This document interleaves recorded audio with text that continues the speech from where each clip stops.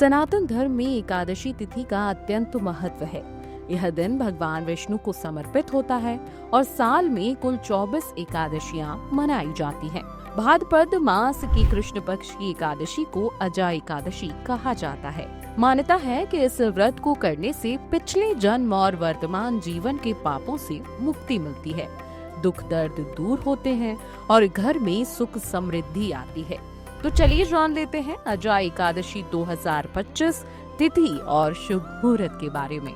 एकादशी तिथि का प्रारंभ 18 अगस्त को शाम 5:23 से होगा। एकादशी तिथि का समापन 19 अगस्त दोपहर 3:33 पर होगा। व्रत रखने की तिथि 19 अगस्त रहेगी। जी हाँ, 19 अगस्त को ही उदया तिथि के अनुसार अजा एकादशी का व्रत रखा जाएगा। इस दिन विशेष योग भी बन रहा है। सिद्ध योग और शिववास योग का विशेष सहयोग अजा एकादशी के दिन हो रहा है। इस शुभ योग में पूजा और व्रत करने से असीम पुण्य फल प्राप्त होता है और भगवान की कृपा जरूर मिलती है। जो भी व्यक्ति व्रत रखता है उसे पारण करने का समय भी पता होना चाहिए। कहा जाता है कि अगर पारण भी शुभ मुहूर्त में किया जाए तो व्रत का फल दुगना हो जाता है। आपको बता दें कि पारण की तिथि 20 अगस्त को रहेगी। जी हाँ, पारण का समय सुबह 9:30 तक रहेगा। पारण से पहले स्नान करें, भगवान लक्ष्मी नारायण की पूजा करें और तुलसी पत्ते का सेवन करके व्रत खोलें। आपको बता दें कि अजा एकादशी का बहुत अधिक महत्व बताया गया है। जी हाँ, अजा एकादशी का पालन करने से 1000 गोदान के बराबर पुण्य फल प्राप्त होता है। एक दिन उपवास के साथ साथ रात्रि जागरण और हरि नाम संकीर्तन करने का विशेष महत्व है। व्रत से पाप नष्ट होते हैं और मोक्ष की प्राप्ति होती है। यह व्रत रोग, शोक, दरिद्रता और मानसिक कष्टों से मुक्ति दिलाता है। अजा एकादशी की छोटी सी कथा मैं आपको सुना देती हूँ। अगर आप अजा एकादशी की पूर्ण कथा सुनना चाहते हैं, जो कि आपको व्रत में जरूर सुननी चाहिए, तो डिस्क्रिप्शन में हमने लिंक भी दिया है। आप वहां जाकर अजा एकादशी की व्रत कथा पूरी सुन सकते हैं।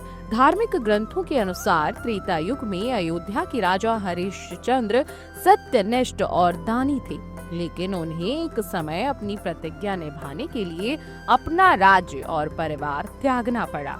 वे शमशान में चांडाल के नौकर बन गए। एक दिन महर्षि गौतम उनके पास आए और अजा एकादशी व्रत रखने की सलाह दी।